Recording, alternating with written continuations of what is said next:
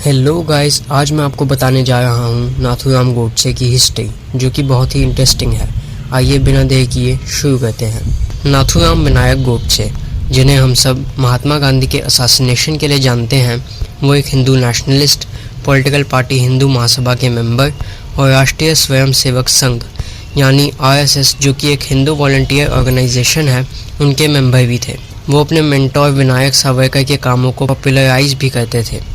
गोडसे ने RSS को महाराष्ट्र के संगली में 1932 में एक ग्राउंड वर्कर के रूप में ज्वाइन किया और साथ ही साथ हिंदू महासभा के मेंबर भी रहे। वो कई बार न्यूज़पेपर में अपने विचार भी लिखा करते थे। 1942 में गोडसे ने अपनी खुद की ऑर्गेनाइजेशन बनाई जिसका नाम था हिंदू राष्ट्र दल, पर फिर भी उन्होंने RSS और हिंदू महासभा का साथ नहीं छोड़ा। 1946 में गोडसे ने कहा कि उन्होंने इंडिया के पार्टीशन के कारण RSS छोड़ दी है। हालांकि सोर्सेस इस क्लेम को नकारते हैं। जनवरी 2020 में कारवां द्वारा पब्लिश की गई एक इन्वेस्टिगेशन ने भी ये बताया कि गोडसे ने अपने आखिरी दिनों तक RSS को नहीं छोड़ा था। RSS के रिकॉर्ड्स में वो मेंबर की तरह लिस्टेड थे, उन मीटिंग्स में भी जिनसे पहले गोडसे ने RSS छोड़ने का दावा किया था। उनकी फैमिली ने भी यही कहा कि उन्होंने RSS तो कभी छोड़ी ही नहीं। गोडसे ने गांधी के असैसिनेशन के बाद भी एक बयान में कहा कि वो RSS में एक्टिव थे। 1948 से पहले भी गोडसे ने 2 बार महात्मा गांधी को असैसिनेट करने की कोशिश की थी, जिसमें वो फेल हो गए थे। तो आइए इनकी भी कहानी जानते हैं। मई 1944 में गोडसे ने एक चाकू से महात्मा गांधी पर अटैक करने की कोशिश की थी। पंचगनी में प्रेयर मीटिंग के दौरान गोडसे एक 15 से 20 लोगों के झुंड के साथ महात्मा गांधी की तरफ आगे बढ़ते जा रहे थे, लेकिन उनके बीच में महात्मा गांधी के समर्थक आ गए, जिसके कारण वो महात्मा गांधी तक पहुंच ही नहीं पाए और उनका ये अटेम्प्ट फेल हो गया। इसके बाद सितंबर 1944 में फिर से गोडसे ने एक ग्रुप के साथ महात्मा गांधी का सेवाग्राम से मुंबई तक का रास्ता ब्लॉक करने की कोशिश की थी, पर इस बार वो एक खंजर के साथ पकड़े गए और उन्होंने महात्मा गांधी को धमकियां भी दी, लेकिन उन्हें छोड़ दिया गया क्योंकि महात्मा गांधी की पॉलिसी थी कि किसी पर भी ज़बरदस्ती क्रिमिनल चार्जेस ना लगाए जाएं। 30 जनवरी 1948 को 5:05 पे महात्मा गांधी बेला हाउस, जहां वो रहते थे, उसके पीछे लॉन में एक प्रेयर मीटिंग करने जा रहे थे। तभी गोडसे ने भीड़ के बीच अपना रास्ता बनाया और महात्मा गांधी की छाती पे 3 गोलियां चला दी। महात्मा गांधी तुरंत गिर गए, जिससे पूरा क्राउड शॉक हो गया। गोडसे को अरेस्ट करने वाले एक पुलिसमैन ने बताया कि गोडसे हैरान थे कि उनका प्लान इतनी इजीली कैसे काम कर गया। गांधी को उनके रूम में ले जाया गया, जहां थोड़ी देर बाद ही उनकी मौत हो गई। महात्मा गांधी की मौत के बाद RSS को टेम्परेरी बैन कर दिया गया और RSS ने बताया कि उनका गोडसे से कोई कनेक्शन नहीं है। कई लोगों को इसका बिल्कुल अंदाज़ा नहीं है कि गोडसे ने महात्मा गांधी को क्यों मारा, जो गोडसे ने कोर्ट में टेस्टिमोनी के टाइम पे बताया था। गोडसे ने कोर्ट में 5 घंटे का बयान दिया था, जो 112 पेजेस में आया और इसे 5 चैप्टर्स में बांट दिया गया। पहले चैप्टर में गोडसे ने बताया कि महात्मा गांधी की नीतियों और उनके कामों की वजह से लाखों हिंदुओं की ज़िंदगी बर्बाद हुई।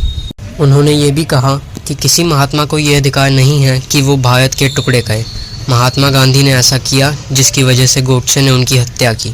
दूसरे चैप्टर में उन्होंने बताया कि अगर देश के लिए सैक्रिफाइस करना कोई पाप है, तो उन्होंने ये पाप किया है और वो मानते हैं कि इंसानों की अदालत के ऊपर भी एक अदालत है, जहां उनके इस काम को गलत नहीं समझा जाएगा, क्योंकि ये काम उन्होंने मानवता की रक्षा के लिए किया है। मतलब गोडसे को महात्मा गांधी की हत्या का कोई पछतावा नहीं था। गोडसे पर जो आरोप लगे थे, उन आरोपों का जवाब गोडसे को लिख कर देना था और उन जवाबों को बाद में कोर्ट में पढ़ा जाना था। लेकिन गवर्नमेंट ये नहीं चाहती थी कि गोडसे के जवाबों को कोर्ट में पढ़ा जाए, क्योंकि इससे महात्मा गांधी की इमेज हार्म हो सकती थी, जो गवर्नमेंट नहीं चाहती थी। इसके लिए गवर्नमेंट ने कोर्ट से गुजारिश की कि इन जवाबों को कोर्ट में ना पढ़ा जाए, लेकिन कोर्ट ने इसे रिजेक्ट कर दिया। गोडसे का जवाब कोर्ट में पढ़ा गया, जो कि अगले दिन हर न्यूज़पेपर की हेडलाइन में छपा, जिससे प्राइम मिनिस्टर जवाहरलाल नेहरू बहुत चिंतित हो गए और उन्होंने इस बयान पर बैन लगा दिया। ये बैन कई सालों तक रहा और इसी वजह से ज़्यादातर लोगों को गोडसे के महात्मा गांधी को मारने का कारण नहीं पता। गोडसे ने उन जवाबों में महात्मा गांधी पर इंडिया को डिवाइड करने और मुस्लिम्स की ओर बाइस्ड रहने के आरोप लगाए। उन्होंने कहा कि महात्मा गांधी ने कभी मस्जिद में गीता पढ़ने की हिम्मत तो नहीं करी, क्योंकि उन्हें पता था कि मुस्लिम इसके खिलाफ खड़े हो जाएंगे, पर उन्होंने मंदिर में कुरान पढ़ना शुरू कर दिया। गोडसे ने बताया कि गांधी ने अंग्रेज़ों की डिवाइड एंड रूल वाली स्ट्रैटेजी को आगे बढ़ाया और इंडिया को डिवाइड करने में अंग्रेज़ों की मदद की। उन्होंने बताया कि गांधी ने पाकिस्तान को 55 करोड़ देने के लिए दबाव बनाया।